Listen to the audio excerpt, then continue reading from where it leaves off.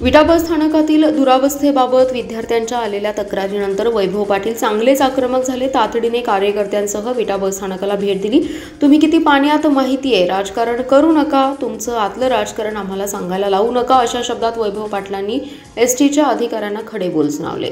आम्ही सत्ताधारी आहोत, विटा बस स्थानकाच्या दुरावस्थेसंदर्भात आपण लवकरच पालकमंत्र्यांशी बोलून मार्ग काढू, अशी ग्वाही माजी नगराध्यक्ष आणि भाजपचे युवा नेते ॲडव्होकेट वैभव पाटील यांनी दिली आहे। विटा येथील बस स्थानक 13 कोटी रुपये खर्च करून नव्याने बांधण्यात येणार आहे। या बस स्थानकामध्ये 18 फलाटाची निर्मिती करण्यात येणार आहे। हे सर्व बांधकाम आरसीसी स्वरूपातील आहे। या इमारतीमध्ये उपहारगृह, दुकानगाळे, संरक्षित भिंत तसेच प्रवेशद्वार, त्याचबरोबर बस स्थानकाच्या अंतर्गत भागाचं काँक्रिटीकरण करण्यात येणार आहे। त्यासाठी येथील बस स्थानकाची जुनी इमारत गेल्या वर्षी पाडण्यात आली, परिणामी प्रवाशांची गैरसोय होते। याबाबत वैभव पाटील यांना काही विद्यार्थ्यांनी तक्रार केल्यानंतर आज त्यांनी थेट विटा बस स्थानकाला भेट दिली। त्यानंतर आगार प्रमुख उदय पवार, स्थानक प्रमुख रोहित गुरव, वाहतूक निरीक्षक विनायक माळी यांच्याशी संवाद साधून चर्चा केली। यावेळी बोलताना ॲडव्होकेट वैभव पाटील म्हणाले, बस स्थानक पडल्यापासून येथील परिसरात दुरावस्था आहे।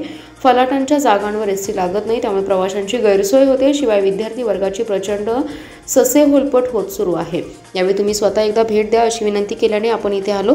येथील दुरावस्था दूर होऊन बांधकाम कधी पूर्ण होणार या प्रश्नावर विनायक माळी यांनी 6 महिने थांबा, सर्व काही व्यवस्थित होईल असं उत्तर दिल्यावर त्यावर पाटील यांनी 6 महिन्यात बांधकाम पूर्ण होणार असं तुम्ही लेखी देता का, असा प्रतिप्रश्न केला। यावर वैभव पाटील यांच्यासोबतचे कार्यकर्ते आणि विटा आगाराचे अधिकारी यांच्यात काही काळ तणावाचं वातावरण निर्माण झालं। मात्र अखेर वैभव पाटील यांनीच पुढाकार घेत आम्ही सत्ताधारी आहोत, कामे पूर्ण होण्यासाठी गरज असेल तर तुम्ही लोकप्रतिनिधींबरोबर बैठक लावा, आम्ही येऊ। या प्रश्नाबाबत आपण लवकरच पालकमंत्र्यांना भेटणार आणि मार्ग काढण्याचा प्रयत्न करणार असल्याचे ॲडव्होकेट वैभव पाटील यांनी सांगितले।